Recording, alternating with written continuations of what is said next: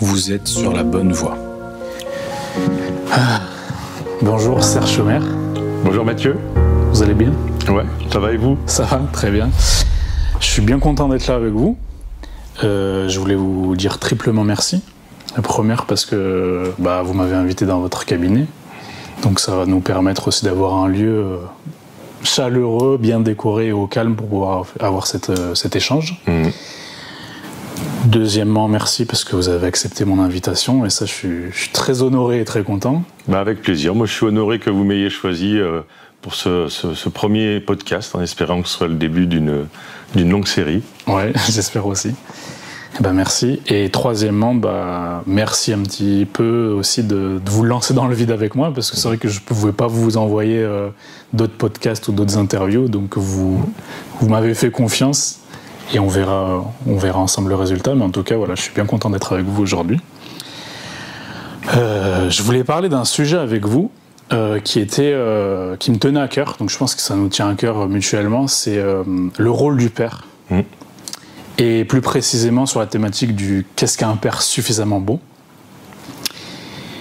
Mais d'abord, j'avais aussi envie de voir votre histoire. Parce qu'en fait, hier soir, je me suis couché et je suis tombé sur cette conférence à Marseille en 2019 où vous parlez de votre histoire. Et j'ai été à la fois touché et à la fois inspiré.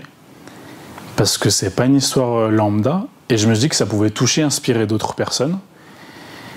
Est-ce que ça vous irait de commencer par votre histoire, l'enfance, etc. et après qu'on bifurque sur le père, la place du père suffisamment bon, etc. Merci. Moi, de ce que j'en ai compris, c'est que dans votre enfance, c'était pas forcément très sain comme ambiance. Ça a peut-être... relever des choses chez vous, vous avez été touché, il y a eu peut-être des choses comme de l'absence ou trop de présence à des endroits. Je voulais savoir, Serge Chomer, quand il est petit, son enfance, c'est quoi? Il part de quoi, en fait? Sûrement un petit gamin hypersensible. Alors l'hypersensibilité, pour moi, c'est aussi un mécanisme de défense. C'est un petit peu comme des antennes qui poussent pour savoir d'où va venir la tempête. Avec des parents qui s'engueulent à longueur de journée. Je les ai jamais vus s'embrasser ou être sympas l'un avec l'autre. 2 frangines, très grandes. Moi, je suis le petit dernier, l'accident. Mais on comprend pourquoi après. En fait, cet accident n'est pas un hasard. Et puis, à l'âge de 7 ans, j'ai mon père qui s'en va pour une bonne femme, d'après ma mère. Et vu qu'il veut bien me revoir, mais seul, sans ma mère. Et moi, j'ai peur que ma mère se barre aussi, parce qu'elle est complètement hystérique, elle a été larguée à 45 ans, donc elle ne fait que critiquer le père, me le castrer, me le descendre et tout. Moi, je veux bien voir mon père, mais en présence de ma mère. Donc vu que lui le refuse, je ne vais pas le revoir, ce père. Il n'y aura pas de garde alternée comme on fait maintenant, un week-end sur 2, tout ça. C'est nada, je vais recevoir un cadeau à Noël, mes frangines vont le voir, mais moi je le verrai pas, donc qu'est-ce qu'il veut Serge à Noël? Il veut des Legos, je reçois un paquet de Legos, je sais même pas s'il y avait un mot, je sais même pas s'il y avait Joyeux Noël Serge, je me souviens pas, donc je veux pas... Et donc je vais passer toute cette enfance, mes sœurs étant plus grandes, elles sont mariées, donc je vis seul à la maison avec ma mère, une mère qui est terriblement anxieuse, et un petit peu étouffante, quoi. Elle est hystérique, elle est borderline, elle est toujours prête à péter un plomb quand ça va pas. Et ça se traduit comment, ça, un peu dans votre maison? Ça va être, par exemple, je sais pas, elle va rentrer dans votre chambre à des moments où vous voulez de l'intimité. Oui, par exemple. Comment ça peut se traduire un peu ça, que des gens puissent un peu aussi reconnaître qu'est-ce qu'une mère envahissante? Déjà, elle va lire mon journal intime. Quand il y a des trucs, tout ça, elle va me dire « Ouais, j'ai vu que t'es sorti avec tel copain, machin, là, puis il faut rentrer à 10h ce soir, là. » Puis quand on commence à s'engueuler, alors surtout à l'adolescence, c'est des crises de nerfs. Des crises de nerfs jusqu'à aller dans le placard, dire « Ah, j'en ai marre !» en pleurant, en hurlant dans la maison, et avaler un tube de médoc, et puis tomber dans les vapes par terre. Pas à cause des médocs, en fait, c'est surtout une crise d'hystérie, c'est-à-dire une théâtralisation de sa colère, chose que je comprends maintenant, mais que je ne comprends pas enfant. Et donc, moi, dans mon enfance, comme disait Françoise Dolto, ce qui ne s'exprime pas reste imprimé. Et moi, j'imprime, parce que je ne peux pas exprimer ma colère, je ne peux pas exprimer ma tristesse, parce qu'il faut protéger cette mère qui est trop fragile psychologiquement. Donc j'étouffe tout pour pouvoir protéger cette mère et de peur qu'elle devienne folle. Parce que si elle devient folle, elle va être enfermée et je vais être tout seul.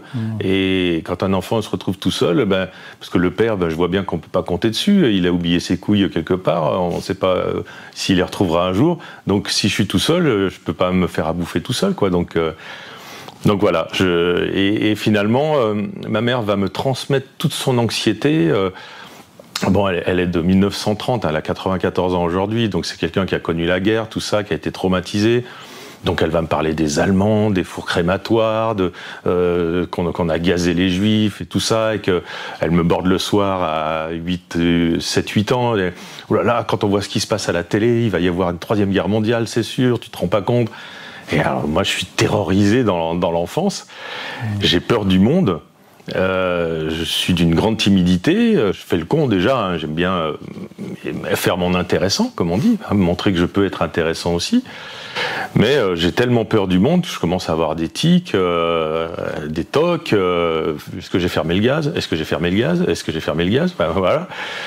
Et du coup, ce qui va me sauver la vie à l'âge de 16 ans, c'est de découvrir l'alcool et les joints.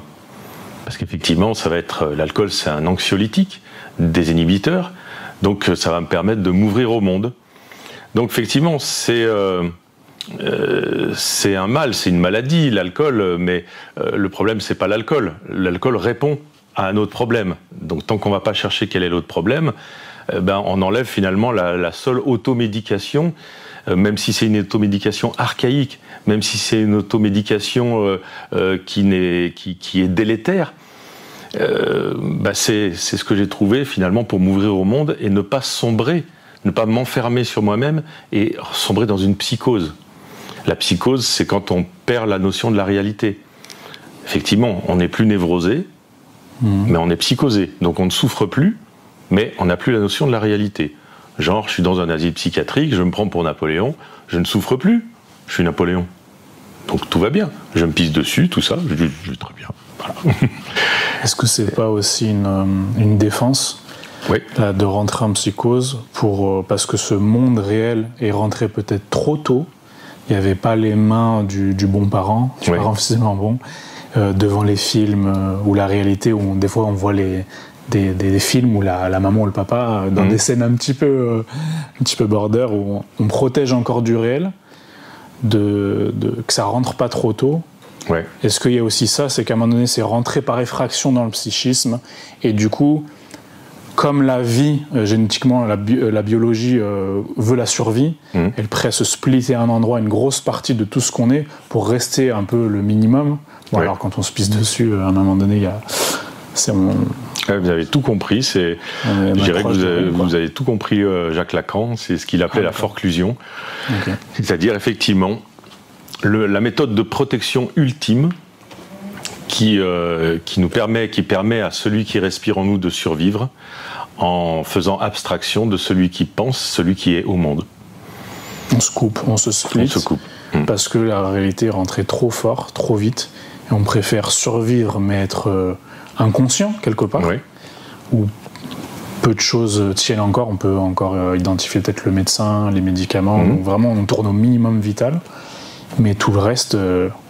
à différents dosages, hein, bien sûr, hein, y a, la psychose, ça va c'est pas noir ou blanc, c'est tout un dégradé de gris clair à gris foncé. Effectivement, il y avait le réel qui faisait intrusion, mais je dirais ma mère l'a forcé dedans, puisqu'elle a déversé ses propres angoisses. Donc effectivement, cet alcool et les joints vont me permettre d'être au monde, de me maintenir en psychose et donc de maintenir ma survie psychique, en ce sens. Et à 18 ans, il y a un copain de ma mère qui se présente, et qui s'intéresse à moi. dis, ah ben c'est un vieux copain, tout ça. Et il s'avère, au bout de quelques temps, il me dit au téléphone, à la Dark Vador, je suis ton père. Ah, au téléphone? Ouais. Il m'a dit, ouais, je suis ton père. Donc ce jour-là, j'avais grave fumé, j'étais complètement défoncé. Et ma mère arrive le soir et j'essaye de lui faire avouer. Je lui dis, ouais, c'est quoi le beans, tout ça. Alors au début, elle est dans le déni, elle se met à pleurer. Donc c'est moi qui console ma mère à ce moment-là. Ce qui n'est pas mon rôle. Une inversion. Et elle finit parce que elle aussi, avec le recul, je comprends. C'est une femme qui a été bafouée, qui a élevé son môme toute seule. Parce que même si elle n'était pas forcément la mère idéale, elle a été toute seule, elle n'a pas été aidée. Hein. Donc elle s'est démerdée comme elle a pu. Et si j'en suis arrivé là, c'est qu'elle a quand même pas tout mal fait non plus. Donc il est bon de réhabiliter aussi. Et elle finit par avouer effectivement que 18 ans en arrière, elle a commis l'adultère avec ce mec. Et que mon père, celui qui m'a donné mon nom, Sommer, et qui est parti, lui n'a jamais été au courant. Il est mort depuis, mais il n'a jamais su qu'il n'était pas mon vrai père. D'accord. Ah, donc vous le saviez, mais pas lui. Ouais. Okay. Donc c'était le secret familial. Secret qui finalement, on sait toujours que les enfants sentent intuitivement. Et je me suis toujours senti différent des autres. Et un jour, un médecin en addictologie m'avait fait remarquer ça. Il m'a dit, vous n'êtes pas senti toujours différent? J'ai dit, si, les enfants savent inconsciemment d'où ils viennent. Sauf que quand les choses ne sont pas nommées, elles n'ont pas de sens. Elles se baladent un petit peu comme ça dans l'espace émotionnel et elles ne prennent pas racine, elles ne prennent pas acte. Elles ne sont pas nommées, donc elles n'existent pas, elles restent sans sens. Okay. Et donc, ce mec-là, je vais beaucoup m'attacher à lui parce qu'il va être un peu ce père que j'ai jamais eu vraiment, un peu comme un grand frère, un peu comme un père complice. Et puis il me promet qu'on va refaire une famille, que maintenant qu'on s'est retrouvés, qu'on va plus se quitter, gna gna. On va se fréquenter 1 an, il va m'emmener à Paris, il va m'emmener voir Jacqueline Maillan-sur-Seine, Maria Pacôme, il va me faire connaître plein de trucs. Je vais passer une année extraordinaire où j'ai plus de souvenirs dans cette année-là, 1985 pour ne pas la citer, qu'en 7 ans avec mon père de naissance, hein. Mon père légitime, on va dire, enfin légitime, non, c'est pas le bon terme, vous voyez ce que je veux dire, j'espère que vous aussi. En tout cas, vous l'avez appelé papa, cette personne-là? J'ai fini par l'appeler papa. D'accord, mais c'était pas, ça doit pas être évident. D'un coup, il y a un coup de téléphone, on entend « je suis ton père », il faut remettre les wagons, il faut essayer de comprendre avec la personne. Quand vous disiez de consoler votre mère, parce que ça a peut-être dû la toucher à un endroit. Et c'est fort quand même en une année, parce que moi j'avais pas compris ça de ce que j'avais entendu, mais il s'est passé quand même des choses avec ce monsieur. Il vous a montré le monde quand même à des endroits. Et ça vous a rempli. Ouais. Il m'a présenté la famille de ce côté-là. Ah oui. Donc j'ai rencontré 2-3 fois mon grand-père et ma grand-mère, ses parents. Il était fils unique. Hein. Alors moi j'avais les cheveux longs et tout, je fumais des pétards, j'étais pas trop, c'était une famille un petit peu bien rangée. J'ai rencontré ses cousins, j'ai rencontré l'oncle, la tante, etc. et tout. Et puis au bout d'1 an, il commençait à appeler moins souvent, à venir moins souvent. Et du coup, je l'ai plus appelé papa. Je l'ai appelé Michel. Et qu'est-ce que tu fais? Puis un jour, ça m'a pété. Je lui ai fait une lettre, une putain de lettre, en disant voilà, tu viens dans ma vie, tu entres, tu dis que tu vas faire une famille. Puis là, quand je te dis quand c'est qu'on se retrouve, qu'on fait une famille, tu me réponds ouais, mais pas tout de suite, tu sais, c'est pas si facile, je sens bien que tu es en train de reculer. Donc, je sais plus comment je lui ai dit ça, un petit peu hard, hein, j'avais 18 ans, fallait pas m'en demander non plus. Puis en plus, j'étais sûrement gavé de shit et d'alcool, donc j'y allais pas avec le dos de la main morte, comme disaient mes gamins. Donc, je lui ai dit, voilà, en gros, sors-toi les doigts du cul ou dégage. Et il a dû être vexé, hein, parce qu'il a jamais répondu à cette lettre et je l'ai jamais revu. D'accord. Vous lui avez demandé de se positionner quelque part. Tout à fait. Et s'est positionné, parce que pour moi aussi, de rien faire ou le silence, c'est un choix aussi quelque part. Il a peut-être... C'est un choix, mais sachant que le môme de 18 ans, il avait déjà été abandonné par un premier père qui n'avait pas osé se positionner. Ne pas se positionner, j'estime que c'est un manque de couilles, quoi. Lui aussi, pour la deuxième fois, il avait perdu ses couilles. Donc ça vous fait 2 exemples en l'espace de peu de temps, dans une période, pour moi, l'enfance, l'adolescence, tout est un peu grand, tout marque vite, les premiers voyages, les premiers concerts, puis les figures d'attachement. En fait, finalement, on vit avec normalement, un papa et une maman, quand on est petit, on les voit un peu comme des géants, donc tout ce qui est joie est très fort, tout ce qui est colère est très... Enfin, je me mets à la place d'un petit enfant, les attentes et les visions sont un peu décuplées à un endroit, donc ça vous fait... vous disiez un peu, peut-être, est-ce qu'on peut utiliser le mot, deux abandons quand même, à un endroit. Carrément. Et vous disiez aussi une expression hypo au niveau des hypotesticulaire. J'avais bien aimé. Oui, c'est est-ce que c'est un manque de courage, on peut dire ça, à un endroit ? Ouais. C'est ça ? Oui. Parce qu'ils n'ont peut-être pas reçu eux-mêmes. Parce que moi, j'ai pas forcément envie de partir de montrer un bouc émissaire, de montrer le méchant. Moi non plus, mais à un moment donné, vous savez, des fois, il y a des gens qui me disent ouais, moi, j'ai jamais eu de bisous, j'ai jamais eu de câlins, mais bon, mes parents, ils n'ont pas été élevés à ça, on leur a pas fait des bisous et des câlins non plus. Et mes patients, je leur dis, ah bon, et vous, avec vos enfants ? Ah, mais moi, je leur fais des bisous et tout ça. Je dis, donc, vous avez pas eu, vous avez été capable d'inventer, de créer. Donc, c'est bien que vos parents ne se sont pas sortis les doigts du cul quelque part. Donc, moi, mes 2 pères, quoi qu'ils fassent, on est capable de s'inventer sans forcément passer par chez Yves Rocher pour se réinventer. Hop, coup de pub. On mettra les sponsors. Oh, premier sponsor, merci Serge. Mais voilà, mais ils étaient capables. Alors après, je ne suis pas là pour les juger, je parle simplement des processus qui se sont mis en œuvre dans la tête de ce petit garçon que j'étais, qui a projeté aussi sur d'autres figures paternelles. C'est-à-dire, vu que j'ai 2 frangines, j'ai eu des beaux-frères, auxquels je me suis beaucoup attaché. Mais malheureusement, mes 2 frangines ont toutes les 2 divorcé 2 fois. Oui, à chaque fois, les figures, même que vous choisissez des pères symboliques, ça disparaît. Et voilà, des mecs, mes beaux-frères, je m'entendais très bien avec eux. J'ai eu des beaux-frères, 4 beaux-frères qui ont été adorables, que j'ai beaucoup aimés.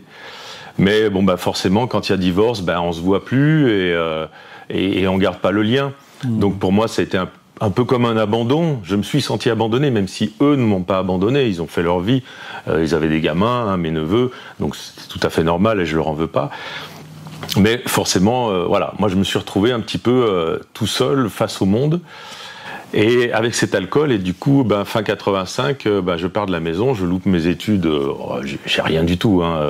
Je passe un BEP, un CAP, comme ça, en me disant, ouais, si j'ai un boulot, je pourrais m'acheter du shit. Voilà, c'est le seul but dans ma vie. Et puis moi, mon truc, c'était d'être chanteur. Voilà, depuis l'âge de 6 ans, je veux être chanteur. Peut-être je veux de la reconnaissance. Je veux un public qui m'aime, qui me dise que je suis grand, je suis beau, musclé, fort et intelligent. Sans doute. Et du coup, je me barre de chez moi. Et là, effectivement, mon soutien anxiolytique en l'essence, l'alcool, devient vraiment très très importante, puisque c'est là où j'arrive dans la Drôme pour faire mes 2 ans d'objection de conscience. J'étais objecteur de conscience à l'époque. Aujourd'hui, ça n'existe plus parce qu'il n'y a plus le service militaire, mais à l'époque, on pouvait refuser de faire le service militaire parce qu'on refusait de porter les armes ou de porter l'uniforme ou par antimilitarisme primaire. Et donc, on faisait 2 ans à la place d'1 an. En tant qu'objecteur de conscience, j'étais à Marsanne, dans la Drôme, comment on dit, intégré dans l'office des forêts. Il y a un autre mot. D'accord, mais ça consiste en quoi exactement ces 2 années ? Vous avez fait quoi pendant ces 2 années ? J'ai planté des arbres. Ah oui, rien à voir avec l'armée en fait. Rien à voir. Est-ce que c'est un peu comme le service civique aujourd'hui, si on rend service à la communauté, voilà. Et on n'est pas obligé, comme vous avez dit, de passer par les pompes, les armes, tirer, etc. Vous avez pris une autre voie. Et vous avez planté des arbres pendant 2 ans en Drôme, c'est ça ? Ouais. Ok. Ces 2 années, ça a été ça pour vous ? Ça a été ça, avec un patron à la pépinière où je bossais, qui était un ancien militaire de carrière, et qui trouvait que le Front National était un peu trop laxiste. Donc vous voyez le personnage. Moi j'étais un peu gauchiste, peut-être même encore plus que maintenant. C'était l'eau et l'huile.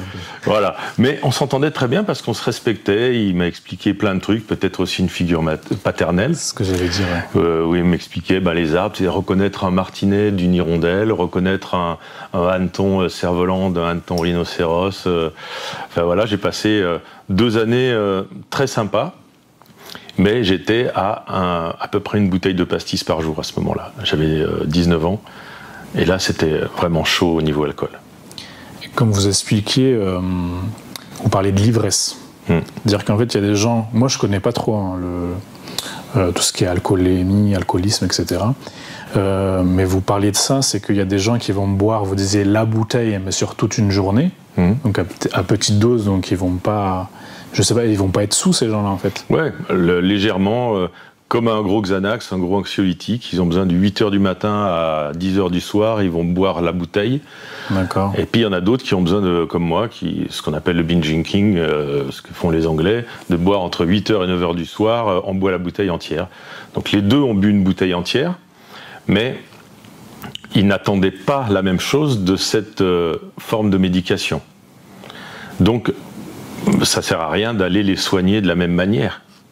Ah, c'est 2 approches différentes alors. C'est 2 manières de boire différentes, donc il n'y a pas la même recherche dans l'alcool. Il y en a un qui a besoin d'un anxiolytique toute la journée, d'être entre 2 eaux, d'être pompette, comme disait Florence Foresti, toute la journée.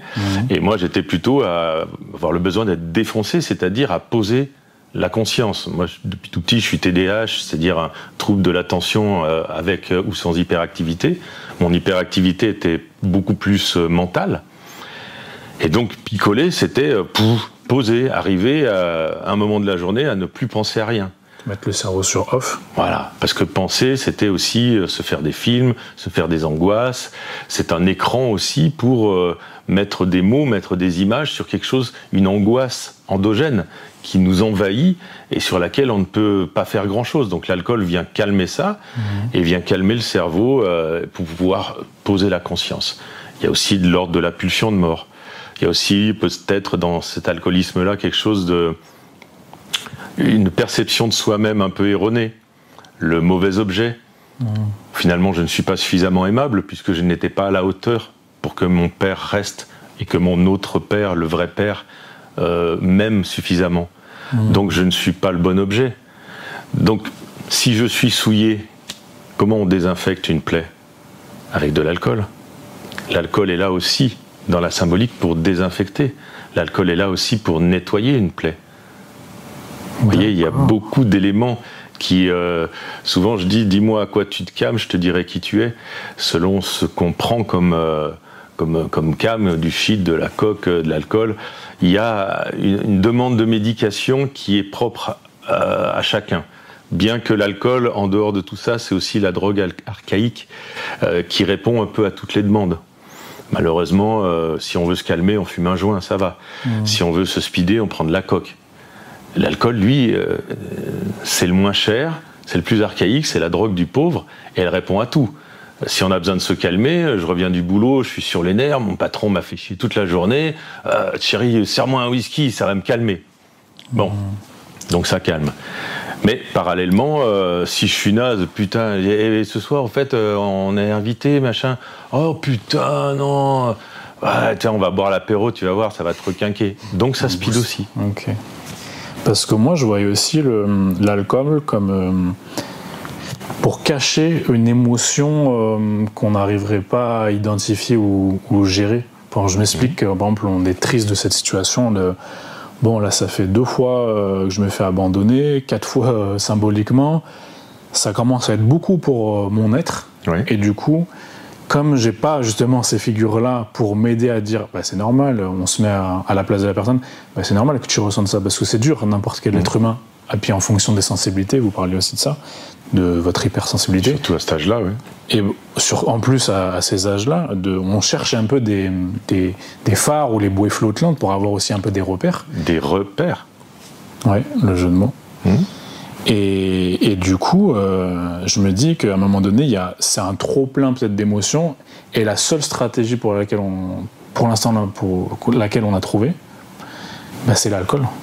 C'est noyer toutes ces émotions, les dissoudre dans l'alcool. Et est-ce que ça marche à quelque part? Oui, sinon on picolerait pas. Donc ça marche, c'est anxiolytique, mais il ne faut pas oublier que c'est dépresseur. C'est-à-dire que ça calme les anxiétés et ça noie les émotions sur le moment, mais petit à petit, ça plonge dans la dépression. La dépression qui elle-même va générer des anxiétés et des mauvaises émotions, et qui vont donc appeler à picoler davantage. C'est là où est le cercle vicieux. Et c'est là où, à un moment donné, l'alcool n'est pas la solution. C'est une solution au rabais, mais c'est une bouée en plomb. Est-ce que c'est une mauvaise béquille? Mauvaise béquille. Ça, en fait, ça peut marcher sur de très court terme. 1 heure, je suis pas bien, je fais ça. Ouais. Mais les conséquences, c'est des hydres un peu, j'ai l'impression, ça recrée plus d'angoisse, etc. Donc, ça crée plus de problèmes que ce que ça en règle. Et ça, vous avez mis du temps à vous rendre compte que justement, ça a créé, c'était une béquille un peu artificielle. Et à quel moment vous êtes rendu compte de ça? Et à quel moment vous avez fait un autre choix? Ou est-ce que c'est un ami qui vous a conseillé quelqu'un d'aller voir quelqu'un, de faire une cure? À un moment donné, je me rends compte que c'est pas bon. Après, je rencontre mon épouse. On a 3 enfants, comme de par hasard, 3 garçons. Donc sans doute quelque chose à réparer. L'univers m'amène un truc, je suis pas croyant du tout, je suis athée, mais je me dis quand même il n'y a pas de hasard, quoi, que je me retrouve avec 3 garçons et à devoir incarner ce père que je n'ai pas eu, alors que j'aurais pu avoir la chance d'en avoir 2, quoi. Et du coup j'ai 35 ans et ma femme me dit quand même tu t'es pas bien avec l'alcool, quoi. Alors je la fais pas chier, je suis pas un alcoolique violent, merdeur ou quoi que ce soit. Je suis plutôt l'alcoolique qui s'excuse toujours. Je suis désolé. Mais bon, elle voit bien que je souffre et elle me dit va voir un psy et tout. Et je commence à aller voir un psy au centre d'addictologie. Et donc je raconte mon histoire. Elle me dit peut-être que ce serait bien de revoir votre père géniteur, savoir pourquoi il a jamais répondu et peut-être mettre un terme à cette histoire ou reprendre une relation avec lui. Enfin, c'est à vous de voir. Je dis ouais, vous avez peut-être raison. Donc me voilà parti sur la Côte d'Azur, parce que c'est là où il habitait. Et là, je le trouve pas. Son appart, je me souviens où c'était, mais il n'y a plus son nom sur la boîte aux lettres. Donc je me dis putain, il a déménagé. Donc je suis comme un con, donc je vais dans une cabine. C'est le truc, les boîtes qui existaient à l'époque, hein, vous savez pas, vous. Moi, j'ai encore connu.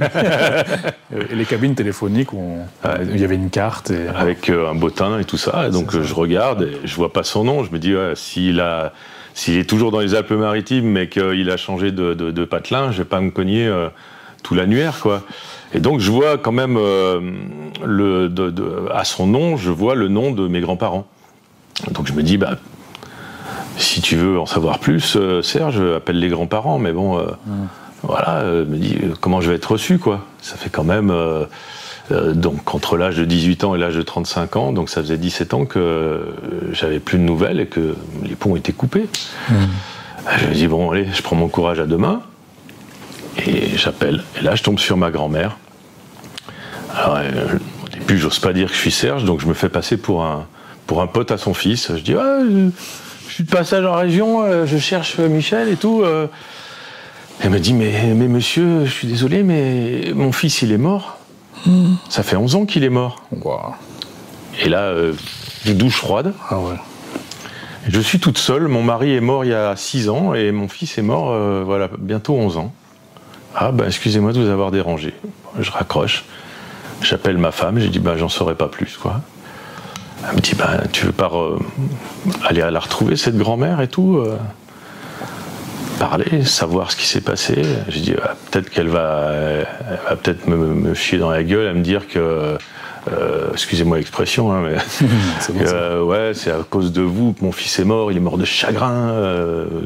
On sait pas, quoi, je sais pas comment sont les gens. Vous avez pensé que c'était de votre faute, hein, ouais, dans la tête de cette personne-là, en tout cas. Hein. On sait pas comment réagissent les gens, quoi. Oui, quand on les connaît pas, en plus.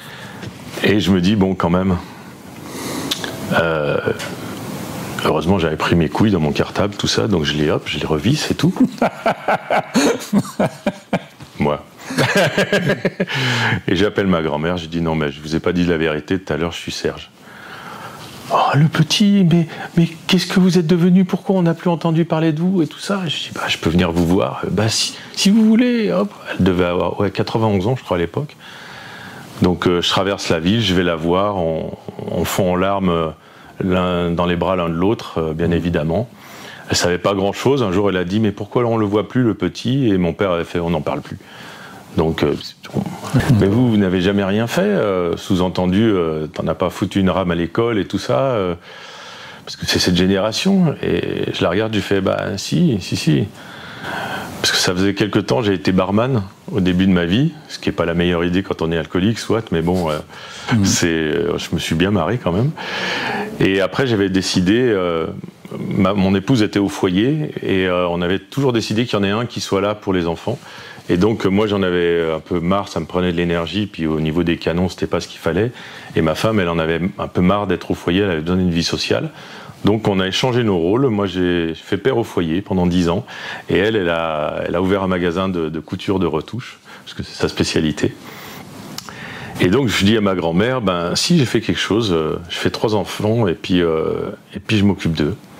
Et je les regarde pousser. Elle me dit, mais c'est vous qui avez raison. Parce que nous on s'est sacrifiés. Nous on était dans l'hôtellerie, tout ça. Pendant 6 mois on mettait... Michel en garderie, enfin chez la tante qui s'en occupait, et, tout ça pour qu'il ait un avenir. Quel avenir? Il est mort avant nous. C'est vous qui avez raison. Je dis ouais, je sais. Bien sûr. Je le sentais comme ça. Et donc je lui montre des photos et elle, voilà, son mari est mort, son fils est mort, elle est toute seule et tout d'un coup il y a, comme elle disait, le fils prodigue qui revient avec dans ses bagages une photo des mômes qui ressemble sûrement un peu à où elle y voit des ressemblances de son fils, tout ça. C'est quelque chose de merveilleux, d'impensable, ce qu'elle a vécu, j'imagine. Et moi aussi, comme dans Little Big Man, le film avec Dustin Hoffman, mon cœur s'envole comme un faucon. Et donc je rentre chez moi, et là on commence à se téléphoner tous les jours. Et au début, on se vouvoyait, et puis je l'appelais madame, et puis elle insistait pour que je l'appelle grand-mère, mamie, et donc j'ai commencé à l'appeler grand-mère, et la tutoyer. Et on s'est appelé tous les jours au téléphone pendant 3 semaines. 3 semaines parce qu'elle a fait une chute, et elle a fait un AVC, et elle est morte. Un peu comme si elle m'avait attendu pour boucler cette histoire. Okay. Elle m'a laissé tout ce qu'elle avait, parce que j'avais oublié, mais mon père m'avait reconnu, mais il avait demandé à l'époque de me reconnaître. Bon, j'avais signé des papiers entre 2 verres de whisky, je me souvenais pas. Et donc je me suis retrouvé effectivement avec un peu plus de moyens, ce qui m'a permis d'être père au foyer justement un peu plus longtemps, et de m'essayer dans la musique après, ce que j'ai fait. Ah, du coup, la musique vient à ce moment-là. J'entends que le rêve était un rêve d'enfant. Ouais. Et là, il y a plus de place. Il y a plus de place pour se lancer. Pour alors au début, non. Alors, au début, quand après cette histoire, j'ai voulu d'abord écrire pour laisser une trace à mes enfants. Mon premier livre, je l'ai écrit en 3 semaines pour essayer de rien oublier et laisser à mes enfants une trace de cette histoire, mais je voulais pas qu'ils puissent juger les belligérants. Donc j'ai utilisé aucun nom, aucun prénom, aucun lieu. Et on a tous une grand-mère qu'on appelle mamie, une autre qu'on appelle mémé, une tante qu'on appelle tata, une autre qu'on appelle tati. Et donc j'ai joué comme ça sur les mots et pour que les enfants puissent s'y retrouver sans juger, mais y projeter leur propre histoire. Okay. Et puis je l'ai fait lire à des copains, des amis, tout ça, qui m'ont dit « Oh putain, mais attends, ça c'est bon, ça, faut que tu le fasses éditer et tout ». Du coup, j'ai essayé de l'envoyer à des éditeurs, et puis il y en a un jour qui m'a dit « Mais ouais, mais ça je veux l'éditer absolument ». Wow. Et donc c'était mon premier bouquin, Autopsie du silence. En 2003, je trouve un éditeur, effectivement, mais au début, j'avais peur de montrer mon cul à tous les passants, donc j'ai attendu 2010 pour accepter de l'éditer. J'ai attendu 7 ans pour l'éditer. Ah oui, quand même. Et puis après, j'ai assumé, j'ai écrit la suite, Au-delà du verbe. Et puis après, mon livre de chansons, Entre nulle part et n'importe où. Et puis donc, la musique, je reprends en 2009. Et puis, je tourne. On m'avait toujours dit, mais non, la musique, il y a beaucoup d'appelés, très peu d'élus, on n'en vit pas. Parce qu'effectivement, si c'est pour être Patrick Bruel ou les Rolling Stones, non, tout le monde n'en vit pas. Mais on ne m'avait pas dit qu'on pouvait vivre de la musique en faisant de la guitare avec son ampli et un micro et chanter du Otis Redding, du Janis Joplin et du Neil Young dans les restos et les cafés-concerts. Mais j'en ai vécu pendant 10 ans de ça. Ah oui, vous en avez vécu? Ouais. J'ai été professionnel pendant 10 ans. Mais quand j'étais petit, on me disait « Mais non, Serge, tu rêves, t'es sur la Lune, faut un vrai métier. » Un vrai métier. Pas considéré comme un vrai métier. Ouais. Du coup, vous êtes quand même rentré dans l'écriture déjà par le biais du livre. Ouais. Et après par la musique. Vous arrivez à voir la différence entre écrire pour écrire un livre et écrire pour écrire une chanson? Il y a une différence ou pour vous c'est la même plume, le même coup de crayon? C'est un peu pareil. Disons qu'écrire pour un livre, surtout mes autobiographies, c'est cracher ce que j'ai à l'intérieur, ce que j'ai sur le cœur, mais on va dire dans une histoire, quelque chose de continu avec un fil qui se déroule. Qu'une chanson, c'est aussi ce que j'ai dans mes émotions, mais il faut que ce soit joli, qu'il y ait une musicalité, donc des rimes, un nombre de pieds, quelque chose qui soit rythmique, qui ait un tempo. Cadré quelque part. Voilà. Mais j'écris des chansons depuis l'âge de 11 ans. J'ai écrit ma première chanson, j'avais 11 ans. J'écrivais à l'école, sur les pages du mercredi, du cahier de texte. Et j'ai écrit peut-être une centaine de chansons à la SACEM. D'accord, ok. Déclaré en plus. Voilà, ouais. Okay. Sur le tard. Et là, il y a des projets qui émergent de création. Est-ce qu'il y a encore la place de de l'alcool, du cannabis, de la cigarette? C'est encore là ou ça commence un petit peu à s'estomper? Alors, à ce moment-là? Oui, à ce moment-là, les premiers livres, est-ce que ça diminue? Est-ce que créer diminue? Enfin, ça compense quelque part quelque chose? Ça diminue, effectivement, ça diminue. C'est thérapeutique d'écrire. Puis bon, parallèlement, je suis une psychothérapie. J'en ai suivi 4 dans ma vie. Et une psychanalyse qui a duré 6 ans, à raison d'une fois par semaine. Et effectivement, il y a des choses qui se calment, mais je veux toujours pas lâcher l'alcool. Parce que c'est ma béquille au cas où. Donc je fluctue. Il y a des fois où je bois qu'une fois par semaine, ou des fois je me prends une cuite, j'arrive à tenir 15 jours sans me prendre une cuite, mais c'est toujours présent, je ne veux pas lâcher. Et puis les concerts faisant, je me lâche plus et j'ai l'impression que j'arrive à gérer, que tout va bien. Mais finalement, je gère mon cul, quoi. J'arrive en 2013 à une bouteille de Jack par jour. Et là, effectivement, je commence à faire de la merde, à plus trop savoir ce que je dis, à ressasser dans mes tristesses, dans mon passé. Et là, je m'aperçois que je vais crever. Ma femme me met un peu un ultimatum. Elle me dit non, là, ça va pas le faire. Là, t'es en train de te détruire. Et en plus, je veux pas que les enfants voient ça, parce que les enfants, vu que je picolais surtout le soir, les enfants ont été assez protégés de mon alcoolisme. Ils m'ont jamais vu très rarement bourré. Il n'y a que la dernière année où j'ai vraiment abusé à une bouteille par jour, où ils commençaient à me voir bourré plus souvent. Mais voilà, j'ai toujours été cool avec eux. Donc bon. Mais là, j'arrive fin 2013, je suis vraiment à l'ouest, et puis au niveau du bide et tout, je sens que je vais crever. Je me dis, mais mon petit dernier, il a 8 ans, c'est l'âge où j'avais 7-8 ans, c'est l'âge que j'avais quand mon père est parti. Et finalement, si je crève maintenant, ce sera une manière de les abandonner aussi. Donc finalement, toute ma chienne de vie n'aura pas servi à réparer ce que j'ai pu avoir comme blessure. Donc là, j'appelle le centre d'addictologie, et puis j'ai la secrétaire qui entend l'appel à l'aide, qui me dit venez me voir, on va trouver une solution, je vais vous trouver une psychologue, je vais vous trouver. Elle s'est démerdée, elle a tout bousculé, et puis 15 jours après, je partais en cure de désintox. Et depuis fin 2013, je suis abstinent complètement. Bravo. Il y a juste en 2023, j'ai perdu mon meilleur ami qui m'a accompagné, qui lui n'a pas pu arrêter, où j'ai rechuté, un peu comme un dernier hommage que j'ai pu lui faire. J'ai rechuté parce que j'étais peut-être la culpabilité du survivant aussi. Ah oui. Ça a été un peu compliqué. Il est mort dans des circonstances un peu tragiques à cause de l'alcool. Bon, il avait rajouté aussi Subutex, héroïne, MDMA, etc. Donc il était dans un piteux état. On se voyait très peu parce qu'il me tirait vers le bas. Et voilà, ça a été compliqué. Mais c'est un événement dur, je le sens là. Enfin, j'essaie de m'imaginer moi par rapport à mes meilleurs amis, j'ai l'impression que c'est un peu une partie de moi aussi, parce qu'on vit qu'une fois, jusqu'à preuve du contraire.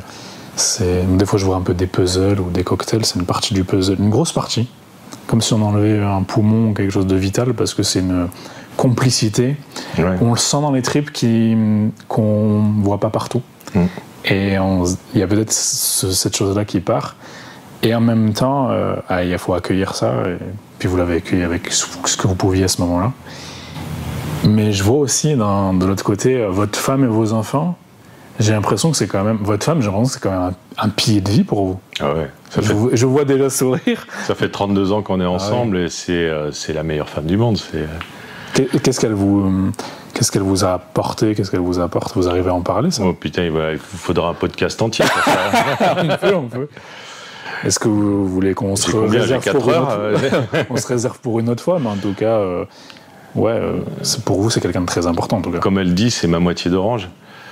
Ma femme, c'est celle qui a cru en moi, s'il fallait résumer.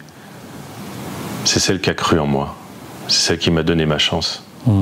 C'est celle qui me donne son amour inconditionnel. C'est celle qui a jamais douté de moi. C'est celle qui me tend la main, même quand j'ai fait de la merde et que je suis par terre. Oui, ça n'a pas de prix, ça. C'est beau, ça. C'est des belles rencontres dans des vies comme ça, des fois, parce que vous avez une vie qui n'est pas évidente. Même déjà, moi, de l'entendre, ça me touche à des endroits. Et je me dis quand même, des fois, on a peut-être des mains tendues comme ça sur notre parcours, à des endroits où on a l'impression que le sol, il se dérobe sous nos pieds, où bon, lui, ce papa-là, il est pas là, l'autre pas là, les beaux-fils qui partent.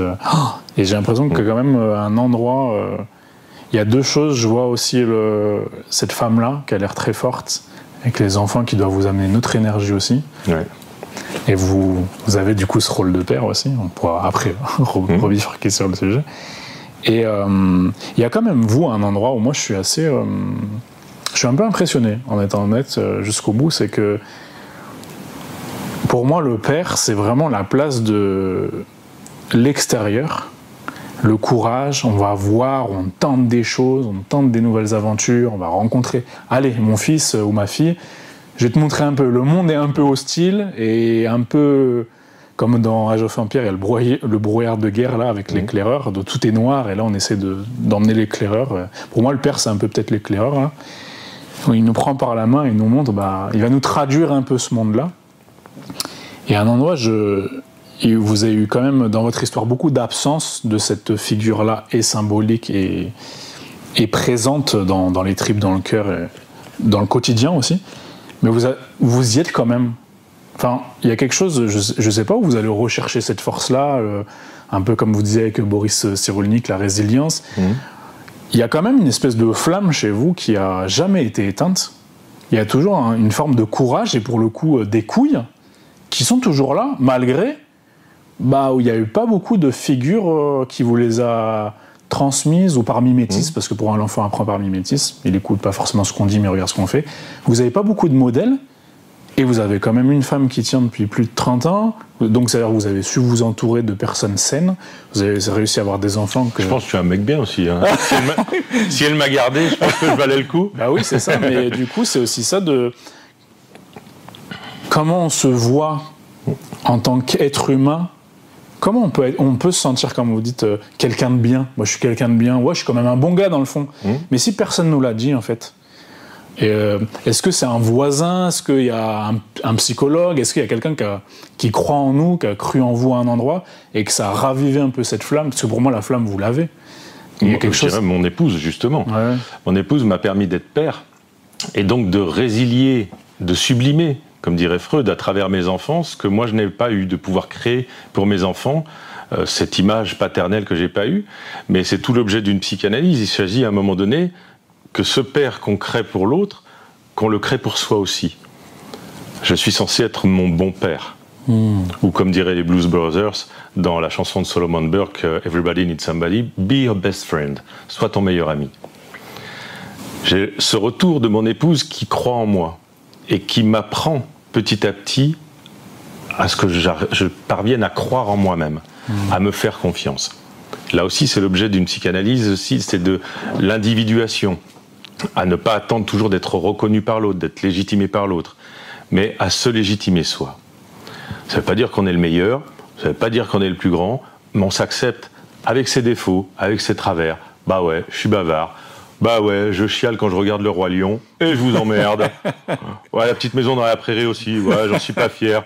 Mais qu'est-ce que j'en ai à foutre? J'ai quoi à prouver? Je vous emmerde, je n'ai rien à prouver. Je suis humain. C'est ça. Touché par des choses. Être humain, c'est aussi accepter sa part de démon, sa part d'ombre. Ouais, j'ai envie d'égorger des connards qui se garent sur les places handicapées alors qu'ils ne sont pas handicapés. J'ai envie de mettre des tartes quand je vois des enfoirés qui manquent de civilité.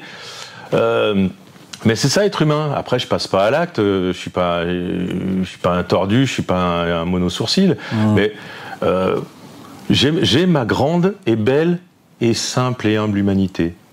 Il faut s'accepter tel qu'on est. On s'améliore là où on peut. Et puis on accepte, là où on est. Et puis parfois faire de ses défauts, des belles choses, parce que c'est quoi un défaut? Pendant toute ma vie, on m'a dit Serge, t'es un bavard, t'arrives pas à fermer ta gueule, toujours ouverte, t'as une grande gueule. Ah bah ouais, je suis né à Annecy, elle est haute sa voix. Ça va vite, faut sûr. On la refera. Vous aurez une deuxième séance. Mais à un moment donné, je vais être le même, sauf que je m'assume, je m'accepte tel que je suis, puis maintenant on va me dire « Ah Serge, vous êtes un bel orateur, tiens, est-ce que vous voulez nous faire un podcast? Est-ce que vous voulez nous faire une conférence ?» Moi je suis pas dupe, je suis le même. Il y a des gens qui me détestent, il y a des gens qui m'idolâtrent, des gens qui pensent que je suis la 7e merveille du monde, des gens qui pensent que je suis un sale con. Grand bien leur en face. Je ne suis ni la 7e merveille du monde, ni un sale con. Je suis juste Serge. Vous voulez voir en moi ce que vous désirez voir en moi? Voyez-le, c'est à prendre. Je suis de gauche, prenez. Ça vous fait du bien? Voilà, défoulez-vous. Mais voilà, moi je suis comme ça. Je suis un parleur. Alors, vous trouvez que je suis trop bavard? Maintenant, vous trouvez que je fais bien mes conférences? C'est ce que vous voulez. Ça dépend quel endroit on est. Voilà, vous aimez tant mieux, vous aimez pas tant pis. J'en ai rien à foutre, moi j'avance. Comme disait Jésus, le psychanalyste, le monde est un pont. Passe dessus, mais ne t'y établis pas demeure. C'est une belle phrase. Parce que je pensais aussi du fait que vous avez la boucle d'oreille, le tatouage, et vous parlez aussi de quand vous êtes arrivé dans votre école de psychanalyste, c'est comme ça qu'on dit? Enfin, la formation de psychanalyse. Ouais. La formation, pardon. Moi, je connais pas, mais j'y vois un monde, justement, où on attend un peu des cases, comment on va se présenter aussi aux gens, aux futurs patients. Il faut être un peu neutre, pour que la personne puisse se projeter sur nous. Vous êtes arrivé avec un autre background. Vous êtes arrivé avec ce que vous étiez. Pas de faux self. Je suis pas, comme je dis des fois à mes patients, moi je vous parle, j'ai pas un rôle et un masque de psychanalyste. Je vous parle comme je parle à mon épouse, à mes gamins, à mes potes. Aux gens que je croise dans la rue, je suis brut de décoffrage, comme ça, je suis pas... Et c'est vrai que je suis arrivé, j'étais un peu un ovni. Et j'ai pas un background universitaire.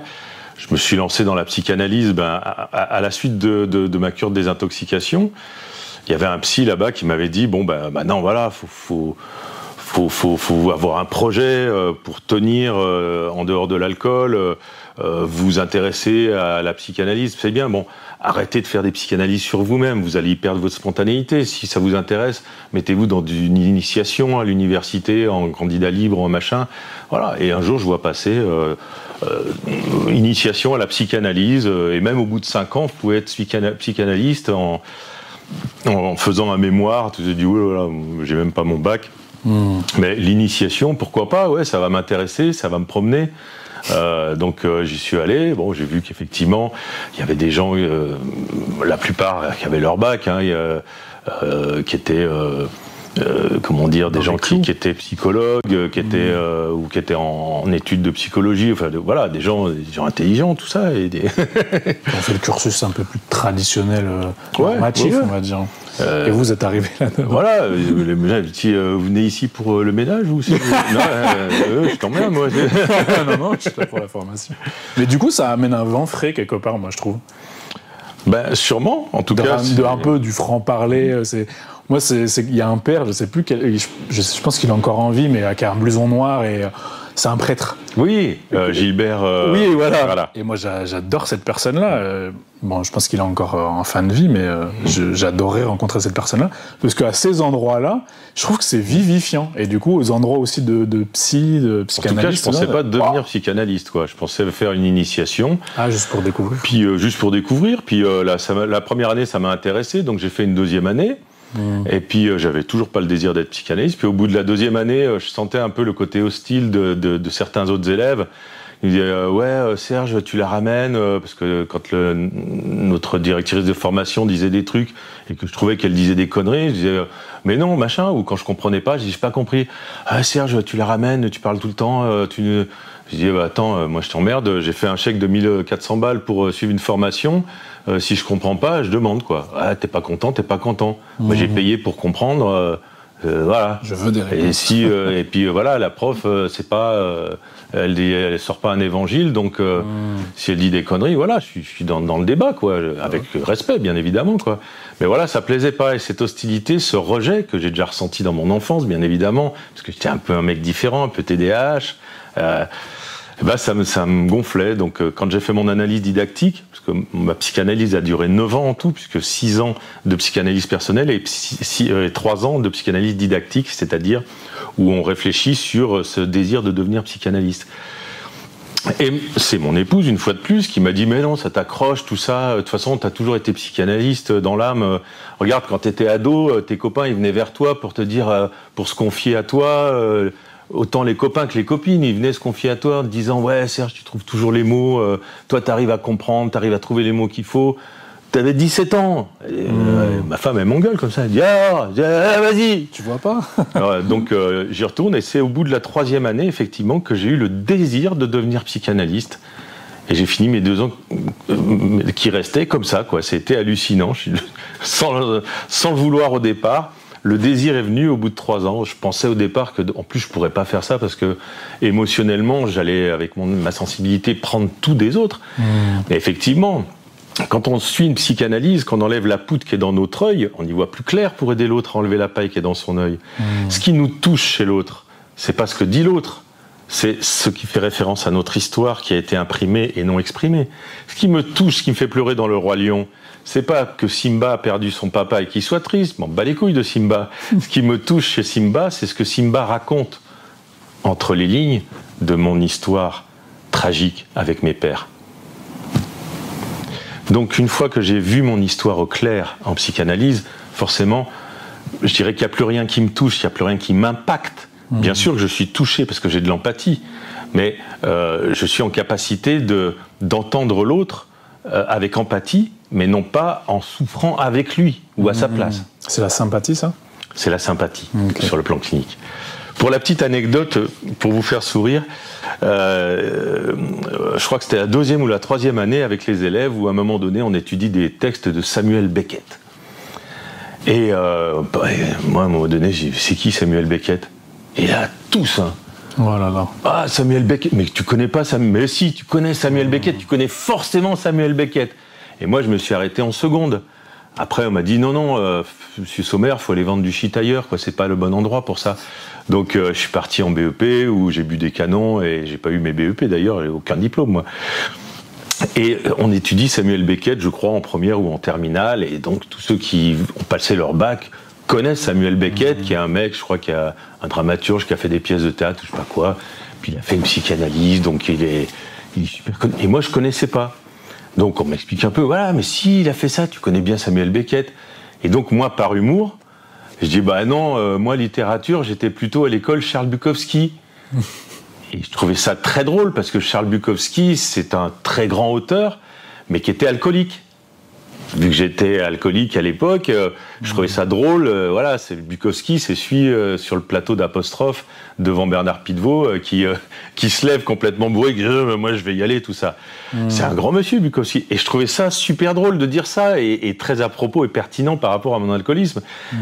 Et là je me retrouve avec un putain de bide. Il me regarde, c'est qui ? Ah oui, dans l'autre sens. Ah ouais, et donc ma blague tombait à l'eau. Et donc ils ont pensé que vu qu'ils m'ont sorti un mec que je connaissais pas, je sors un nom inconnu pour me la péter. Mais du coup ma blague tombait à l'eau, mais c'était drôle. Non, mais j'ai pas étudié, je suis pas allé à l'école juste comme vous.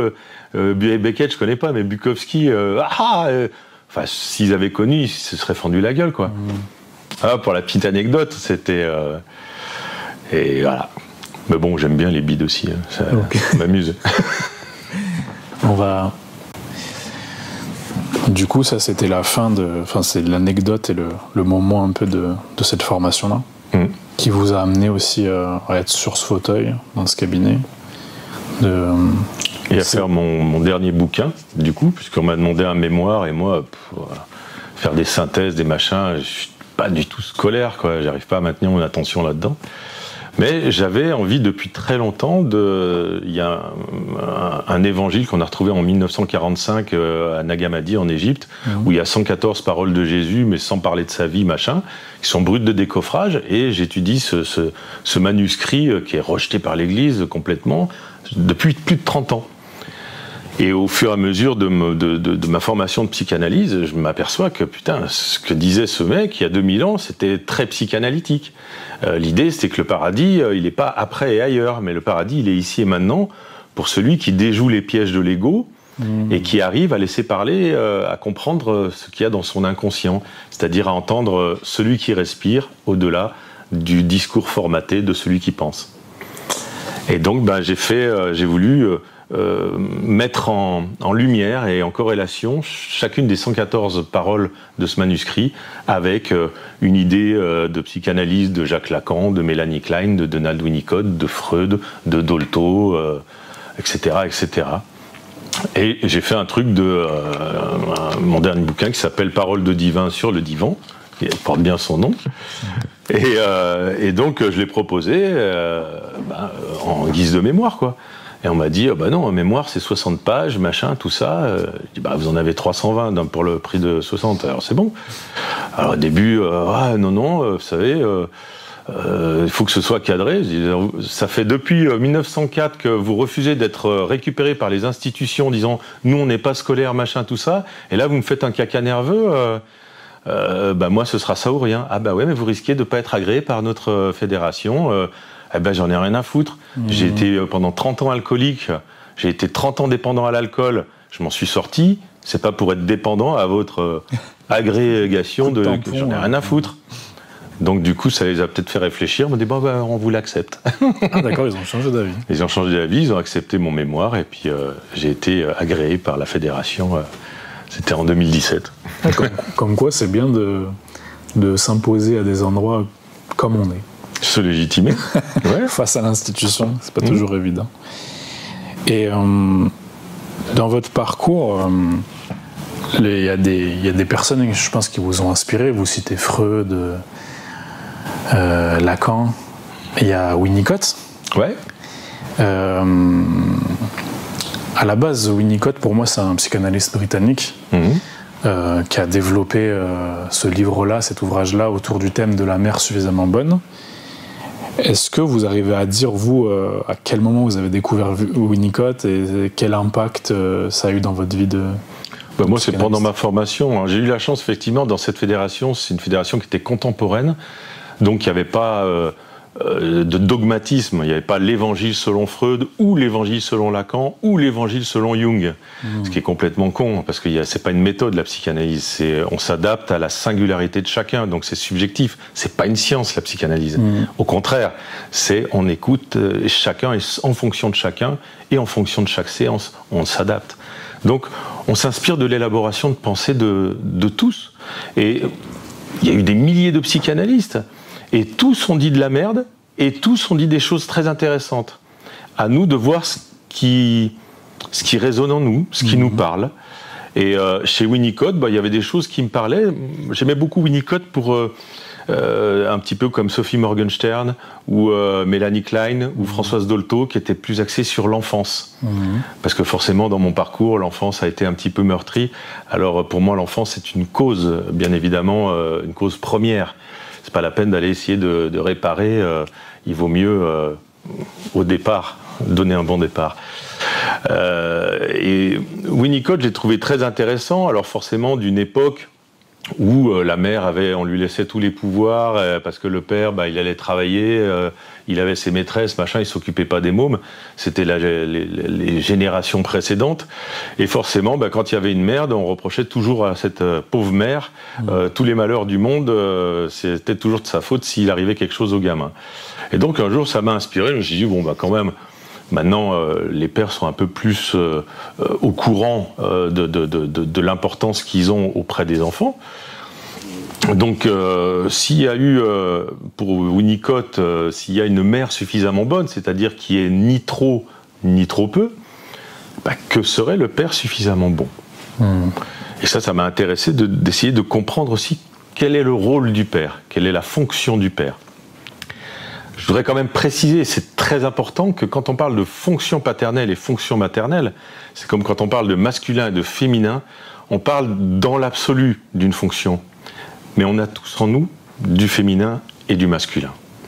Donc les choses s'alternent. La mère n'est pas juste une mère. Parfois, elle prend une fonction paternelle.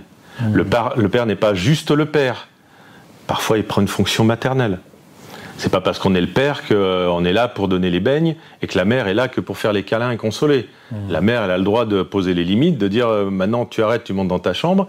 Et le père, il a le droit de prendre sur ses genoux en disant t'es mon kiki, tu seras toujours mon kiki, je t'aimerai toujours. Voilà. C'est le yin et le yang. C'est un peu le yin et le yang. Il y a un peu de noir et du noir un peu de blanc. Et c'est très judicieux ce que vous dites et pertinent parce que les gens arrivent mieux à comprendre ça à travers cette symbolique du yin et du yang. Sinon, masculin, féminin, père, mère, c'est très dichotomique, c'est très clivé. Il y a le père, il y a la mère. On entend des fois des familles monoparentales, des mères qui disent mais moi je dois faire le père et la mère. Non, c'est pas vraiment possible. Si, des fois je gueule. Ah, c'est à ça que se limite le rôle du père. C'est la vision de la personne. C'est une vision un peu archaïque, quoi. Et une mère suffisamment bonne, du coup. Si on parle de ces mamans-là, ce serait quoi pour vous, là, déjà, avant de développer le père suffisamment bon en 1-2 minutes ou plus? C'est quoi pour affinité. C'est quoi pour vous, déjà, qu'on comprenne un peu les deux, qu'on se focalise pas que sur le père. Bien sûr. Pour moi, c'était important le père parce qu'on parle beaucoup de la maman dans l'éducation des enfants. Et on verra aussi la place du père selon votre œil. Mais comme on est parti aussi de l'ouvrage de Winnicott, il est quand même parti de la mère suffisamment bonne. Est-ce que vous arrivez à nous partager, vous avez envie de nous partager déjà pour vous, qu'est-ce que la mère suffisamment bonne ? La mère suffisamment bonne, c'est la mère qui rassure. Le rôle de la mère, c'est la position yin, on va dire, qui reçoit. D'ailleurs, si vous voyez une mère porter un enfant dans la rue, souvent, pas systématiquement, mais très souvent, la tête de l'enfant sera tournée contre sa poitrine. Alors quand c'est le père qui porte l'enfant, souvent la tête est tournée vers l'extérieur. Et donc la mère suffisamment bonne, j'irais, mais alors en raccourci, on ne va pas développer tout le concept de Winnicott. La mère suffisamment bonne, c'est la mère qui rassure et qui, par là même, apprend à l'enfant à se rassurer par lui-même. Ça va commencer déjà à son nourrisson, quand le bébé va faire « Ah !» parce qu'il angoisse. Quand la mère fait « Oh !» eh bien, elle signifie à l'enfant qu'elle a entendu, qu'elle a absorbé son angoisse et qu'elle lui restitue édulcorée. Et donc, par ce fait-là, elle rassure l'enfant et lui apprend à se rassurer par lui-même. La mère suffisamment bonne, c'est la mère, effectivement, qui sait aussi lâcher, à un moment donné, l'enfant. Je dirais que la mère qui est trop bonne, c'est celle qui va répondre à tous les besoins de l'enfant sans jamais le laisser dans la frustration. À ce moment-là, si elle est toujours au devant de l'enfant, qu'elle le laisse même pas, elle lui laisse même pas le temps de pleurer ou de réclamer, qu'elle dit toujours oui, qu'elle est toujours devant et qu'elle a du mal à couper le cordon, l'enfant va se sentir dans la toute-puissance, il sera intolérant à la frustration et on peut en faire jusqu'à un pervers narcissique, un psychopathe. Parce que cet enfant ne considérera pas le monde extérieur comme étant des individus sujets, mais il considérera que tous les autres sont des objets, qu'il est le seul sujet. Donc la mère doit être suffisamment présente pour subvenir aux besoins de l'enfant, répondre à ses demandes de nourriture, de propreté, de câlin, d'amour. Bien évidemment, c'est le principal, l'amour, chez le père et chez la mère. Et puis, rassurer et apprendre à se rassurer par lui-même. Le rôle du père, lui, c'est le rôle du tiers séparateur. Alors effectivement, que ce soit le père ou dans un couple homosexuel, que ce soit l'autre femme, ou s'il n'y a pas de père, malheureusement, ça peut être un oncle, ça peut être une tante, ça peut être un grand-père, une grand-mère. L'important, c'est qu'il y ait un tiers séparateur, c'est-à-dire une personne tierce, qui n'est pas que la mère et l'enfant, une personne tierce qui va couper le cordon ombilical symbolique, c'est-à-dire qui va prendre l'enfant en lui disant « il n'y a pas que ta mère, il y a d'autres objets d'amour que ta mère. Regarde le monde comme il est beau. Il va y avoir d'autres objets d'amour, se faire des copains, se faire des copines. Je vais t'apprendre à faire de la danse, je vais t'apprendre à faire du vélo, je vais t'apprendre à faire du foot, je vais te montrer l'horizon et le coucher de soleil comme c'est beau, etc. » Bien sûr, ce tiers séparateur, tout est mouvant parce que à un moment donné, il peut y avoir une relation fusionnelle entre l'enfant et le père, et la mère fait office de tiers séparateur, ou vice-versa. Donc voilà, tout n'est pas figé dans quelque chose d'absolu. Le rôle du père aussi, c'est le rôle du père reconnaissant, du père légitimateur. De la même façon que la mère rassure son enfant et lui apprend à se rassurer par lui-même, le père reconnaît l'enfant et lui apprend à se reconnaître par lui-même. Il fait confiance à l'enfant et lui apprend à se faire confiance. Le rôle de reconnaissance, il est très fondateur dans la paternité, puisque la mère connaît son enfant, l'enfant sort de son corps. L'enfant connaît sa mère, il sort de son corps. Le père n'est jamais sûr d'être le père. C'est bien pour ça que le patriarcat a imposé sa loi depuis longtemps, parce que le père manque d'un pouvoir sur cet enfant-là et sur la progéniture et la filiation. Donc il a voulu prendre le pouvoir sur la femme. C'est une des raisons, c'est pas la seule bien évidemment. Mais c'est l'objet d'autres débats. Et donc le travail du père, c'est au bout de 9 mois de reconnaître l'enfant, c'est ce qu'il va faire à la mairie, il va reconnaître l'enfant et lui apposer son nom. On va dire qu'il va le légitimer aussi. D'ailleurs, un enfant hors mariage, comme je l'étais, on dit que c'est un enfant illégitime. Et donc ce père suffisamment bon, il est là pour poser le cadre, avec bienveillance bien sûr, ce qu'on va appeler des repères. Des repères. C'est-à-dire que l'enfant, une fois grand, pourra se servir de ses repères, à faire répéter le père dans son surmoi, c'est-à-dire son gendarme intérieur, pour pas faire tout et n'importe quoi, et être un animal social, on va dire, dans son espèce. Donc le père va lui apprendre à se légitimer, à s'imposer, et puis il va falloir à un moment donné tuer le père, c'est-à-dire, symboliquement bien sûr, tuer le père, c'est pouvoir le père, comment dire, que le père l'autorise à le dépasser. On est tous des vieux cons à un moment donné pour nos enfants, et c'est tant mieux. Le père qui dit non, mais c'est toujours moi le chef, c'est toujours moi le patriarche, c'est toujours moi le patron, c'est un père qui castre ses enfants en quelque sorte, qui ne les autorise pas à le dépasser. Or, si on fait des enfants, c'est pour perpétuer quelque chose de nous. C'est quelque chose qui va subsister de nous. C'est en quelque sorte lutter contre notre angoisse de mort inconsciente. Et comment un père pourrait autoriser son enfant, j'entends un fille ou un garçon, à le dépasser? Est-ce que c'est quelque chose qui se dit ou c'est des choses que l'enfant doit ressentir? C'est quelque chose dans le non-dit ou c'est quelque chose de « oh, t'as fait ce diplôme, c'est bien, t'as fait plus d'études que nous » et d'être content de ça avec le cœur, pas juste avec la parole? Ça peut être les deux. Disons que quand vous donnez cet exemple, ça peut être aussi très égoïste. Il ne faut pas que l'enfant soit un mini-moi. Pas que le père dise « Ah, tu as fait ce diplôme, c'est bon, je suis fier de toi », dans le sens où tu as eu le diplôme que j'aurais aimé avoir mais que je n'ai pas eu. Donc tu as pris ma revanche. Ou alors tu me renvoies l'image que je suis un bon père puisque j'ai réussi à te mener à faire des bonnes études. Ça peut être vicieux de ce côté-là. On peut accompagner et flatter l'autre, mais pour se re-regarder à nouveau à travers son enfant. Ouais. Ah oui, il y a aussi ça. C'est-à-dire accepter que l'enfant soit un autre. Un autre que soi. C'est pas un mini-moi.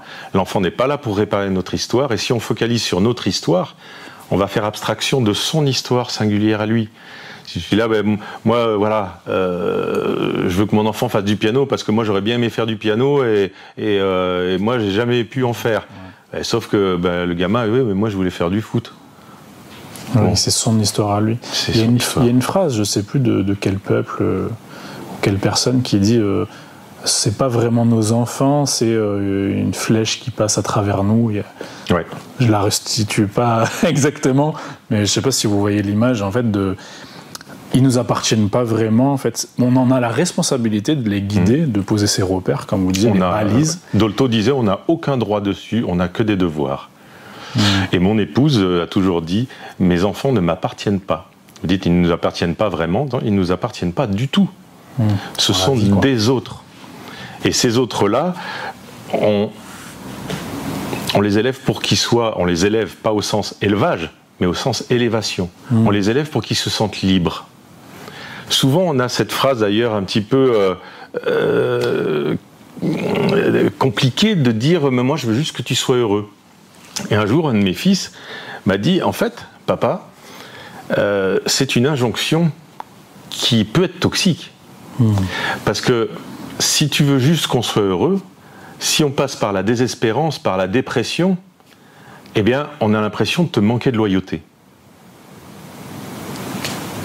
Autoriser l'enfant à des endroits à pas répondre à nos exigences. Eh oui. Et oui, c'est ce que... Vous pouvez parler de ça aussi, des fois on a des bonnes intentions. Je pense que la plupart des parents qui vont écouter l'émission, moi je pars du principe, il y a des gens structurellement peut-être qui veulent peut-être faire du mal, etc. Mais après il faut voir dans la psychanalyse pourquoi ils en sont arrivés là.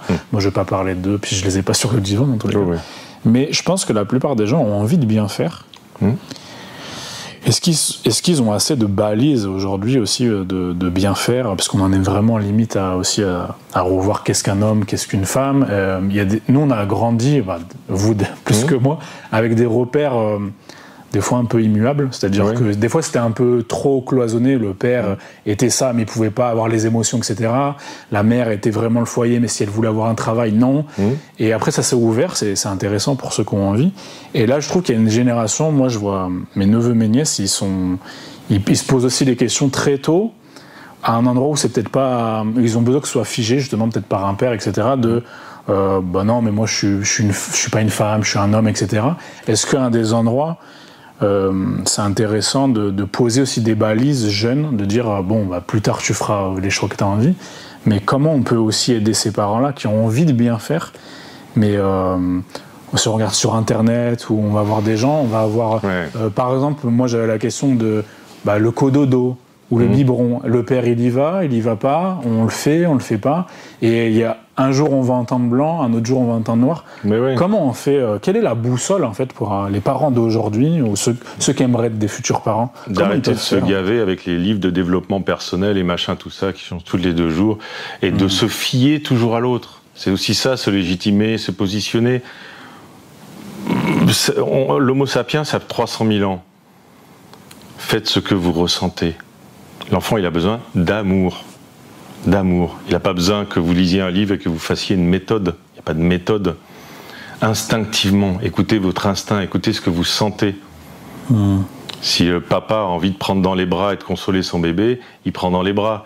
Si maman elle a envie de gueuler et de dire tu me gaves, maintenant tu dégages dans ta chambre, qu'elle le fasse. Que les gens s'assument au lieu de toujours être dans le doute. Qu'est-ce qu'un homme, qu'est-ce qu'une femme? Ces questions de genre aujourd'hui sont complètement connes parce qu'elles finalement elles nous affranchissent de ce qu'on est en réalité, des humains qui ont une part masculine et une part féminine. Et parfois, on est un peu plus homme, des fois on a un côté un peu plus féminin, et puis des fois c'est voilà, moi avec mon épouse, je vois, des fois, elle a un côté plus masculin, puis moi des fois j'ai un côté plus féminin, puis des fois c'est le contraire. L'important c'est qu'on se complète à chaque fois, mais il n'y a pas de rôle prédéfini, et qu'est-ce que c'est qu'une femme? Qu'est-ce que c'est qu'un homme? Si on écoute vraiment dans l'absolu, une femme pure serait une Barbie toute rose complètement comme, et un homme serait un mono-sourcil sans émotion. Mais c'est débile. Être humain, c'est avoir des émotions, c'est avoir du yin et du yang qui se mélangent à longueur de journée. C'est ça être humain. Et donc, on fait ce qu'on sent, et avec un peu de bon sens. Oui, effectivement, on ne va pas séparer les parents. Les parents sont faits pour dormir dans le même lit. L'enfant n'a pas à dormir au milieu des parents, parce qu'il y a un jeu qui se crée où on lui laisse un pouvoir entre papa et maman. L'enfant n'est pas là pour être l'arbitre des disputes entre papa et maman. Ça tombe sous le sens. Et un homme doit écouter ses émotions, puisque les émotions, c'est pas quelque chose de féminin, c'est quelque chose d'humain. Donc dire à un enfant pleure pas, t'es un homme, c'est plus con que con, parce qu'on sait maintenant que dans les larmes d'émotion, on retrouve des molécules de cortisol et d'adrénaline, donc qui sont les molécules de stress qui sont sécrétées par l'amygdale cérébrale quand on est en colère, quand on est triste, quand on est angoissé, quand on est stressé. Donc empêcher un enfant de pleurer, c'est finalement lui dire, tu vois, le poison que tu as, tu souffres en silence et tu le gardes en toi. C'est compliqué, c'est difficile d'entendre ça. Eh oui. Moi, ce que j'entends, c'est que de ce que vous dites, c'est de revenir à ce qu'on ressent nous, et aussi de la biologie. J'ai l'impression que vous parliez de... Parce que des fois, il y a des gens qui ne savent pas vraiment les émotions, à quoi que ça correspond, à la colère, ça sort. Ouais, mais c'est affirmer une limite, pleurer, que le cerveau comprenne que la chose est passée, évacuer au niveau pour être un peu plus tranquillisé, comme vous expliquiez il y a 2 minutes. De revenir aussi peut-être à la biologie des choses, peut-être est-ce que ce serait aussi une espèce de boussole, d'une bouée qui pourrait être profitable pour certaines personnes? Déjà, sortir de ces trucs, encore une fois, de développement personnel qui nous isole et nous rend individualistes, avec des soi-disant émotions positives et des soi-disant émotions négatives. Ça, c'est quand même un petit peu con, dans le sens où les émotions sont des messages de notre inconscient. En nous, il y a celui qui pense et celui qui respire, qui cohabitent. Celui qui pense, bien sûr, il développe la pensée, les mots et tout ça. Celui qui respire, il n'a pas de mots. Donc, pour se faire entendre, il va envoyer des émotions. Il n'y a pas d'émotions négatives ou positives, parce qu'il n'y a pas de message positif ou négatif. Il y a un message, et tant que vous avez un message non lu, l'émotion reviendra, et si vous ne l'écoutez pas, elle va amener un trouble, une anxiété, une dépression, et si vous ne l'écoutez pas, comme on dit, le maladie, le symptôme va s'inscrire dans le corps, parce que celui qui respire en nous, c'est le corps. Donc il s'agit d'écouter ce que l'émotion nous raconte. On ressent de la colère. C'est pas une émotion négative. Qu'est-ce que nous raconte la colère? La colère nous raconte qu'on se sent dans une injustice, ou que ça vient réactiver un sentiment d'injustice qui nous a blessés dans l'enfance. Donc nos émotions, on doit les accueillir. Ça ne veut pas dire qu'on doit expulser sa colère, tout ça, et tabasser tout le monde qui est autour de nous, non. Mais accueillir, tiens, je me sens en colère, je ne vais pas fuir ma colère. Je vais écouter pourquoi je suis en colère, qu'est-ce qui se passe, qu'est-ce que ça réactive en moi. C'est là où l'intérêt d'une psychanalyse ou d'une psychothérapie, c'est d'aller entendre, tiens, qu'est-ce que ça réactive en moi. Ça me rend triste, qu'est-ce que ça réactive en moi. Ça me rend anxieux, qu'est-ce que ça rejoue de mon enfance. L'abandon, le rejet, la trahison. Quelle blessure est en train de se remettre en route pour que le message, finalement, celui qui respire, m'envoie une sonnette d'alarme, une alerte en me disant... Vous avez un message. Ouais, il y a quelque chose qui se passe qui va pas. Qui c'est pas OK pour toi, quoi. Aujourd'hui, on parle de burn-out. Le burn-out, c'est une manière plus valeureuse de dire je suis en dépression, mais plutôt que la dépression, se dire ils sont faibles, ils sont en dépression. Non, je fais un burn-out. Ils travaillent trop. Bon, c'est une dépression, c'est pareil. Qu'est-ce qui fait que vous n'arrivez pas à dire non à votre patron? Qu'est-ce qui fait que vous êtes foutu dans des crédits jusque-là, que vous êtes obligé de souffrir au travail, de vous torturer au travail pour pouvoir assumer le crédit d'une baraque qui était peut-être trop ambitieuse ou pour paraître ou machin? Posons-nous la question de qu'est-ce qui nous amène dans cette configuration qui fait que celui qui respire dit oh, même moi, je veux pas passer ma vie à ça, moi. C'est pas ma vie, ça. C'est super intéressant. Moi, je voyais aussi la question pour être un père suffisamment bon, je reviendrai aussi à la base de qu'est-ce qu'un couple suffisamment bon, avec qui on a fait des enfants, qui est notre partenaire, parce que pour moi, ce que je disais en début d'émission, c'est que l'enfant va apprendre par mimétisme. Et vous disiez, vous aussi, est-ce que j'ai entendu les je t'aime, est-ce que j'ai pas vu mes parents se faire des câlins? Parce que moi, je vois les enfants de mes amis, quand ils disent merci ou je t'aime, c'est qu'ils l'ont entendu quelque part. Oui. Et qu'ils voient la réaction de l'adulte où on rigole, où on est oh, et il le refait pour ça. Moi, je l'analyse comme ça. Mais je me dis que le choix de la partenaire va être aussi déterminant. Qui c'est qu'on fait venir sous notre toit, avec qui on va faire cette alchimie, cette équipe, et que l'enfant va aussi regarder ça. Et le père suffisamment bon, la mère suffisamment bonne, va aussi découler d'individus suffisamment bons qui se sont écoutés, qui ont pris le temps pour eux, ce que vous disiez avec les crédits, etc. Pourquoi je vais dans ce mode de vie. Et après, quel couple harmonieux ou disharmonieux, après, ça fluctue avec les périodes. Mais après, pour faire la famille, moi j'ai l'impression que c'est individu aligné, après couple aligné, et après ce rôle-là aligné. Ça vous parle, vous, du fait quel partenaire on va choisir pour faire ses enfants? C'est pas marqué sur son front qui sera le bon partenaire une fois qu'il aura des enfants, parce qu'on change tous les jours. On évolue tous les matins. Il n'y a pas de partenaire idéal, ou même s'il est idéal lundi matin, mardi matin, chacun aura vécu quelque chose dans sa vie, au boulot, ou dans sa vie intérieure ou personnelle, et mardi matin, il y aura déjà un déséquilibre. Donc l'idéal, ce n'est pas les deux personnes, mais c'est l'harmonie. Le couple, c'est un peu comme un jardin. Au début, il est magnifique. Mais il va falloir que chacun mette un petit peu du sien. Il y en a un qui doit arroser, l'autre enlever les herbes sèches. Il y en a un qui va devoir tondre l'herbe, couper la haie. S'il n'y en a qu'un qui travaille, ce sera déséquilibré. Et si on ne fait rien, le jardin, ça va vite être la brousse et ça va être le bordel. Donc le couple, c'est quelque chose de tous les jours. Et effectivement, comme vous dites, c'est un exemple à l'enfant. Moi, j'ai jamais appris à mes enfants qu'il fallait respecter les femmes, qu'il fallait... Ben non, il voit bien de la manière que je parle à mon épouse que des fois on s'engueule, parce que aussi avec ses copains de classe ils s'engueulent, mais on s'engueule sans s'insulter. On s'engueule. C'est une colère saine. Voilà, on s'engueule avec respect. On se dit pas je t'emmerde connasse. Non, il dit mais non, tu mets une manière de se parler aussi avec respect. Puis tant qu'à faire, on essaye de pas s'engueuler devant les enfants, de pas prendre les enfants à partie. De ne pas les mettre dans un conflit de loyauté.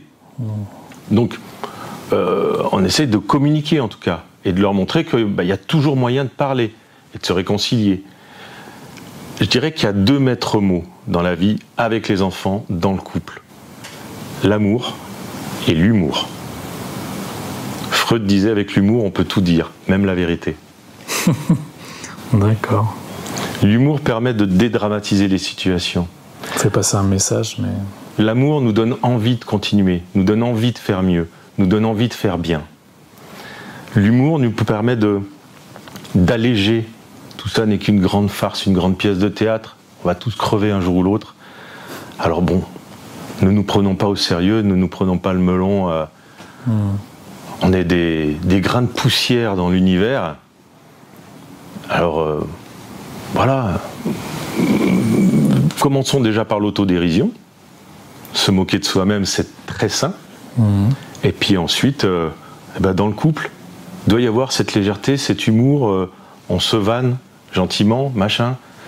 Ça permet de... Mettre de l'huile. De huiler tout le processus. Et avec les enfants, pareil, leur apprendre que l'humour, c'est un mode de communication. Alors, c'est pas tout prendre à la dérision, c'est pouvoir alléger les choses, pouvoir dédramatiser les choses, pouvoir prendre du recul et ne pas être dans l'impact, dans l'émotion, dans le dur toujours, comme ce que veut la société.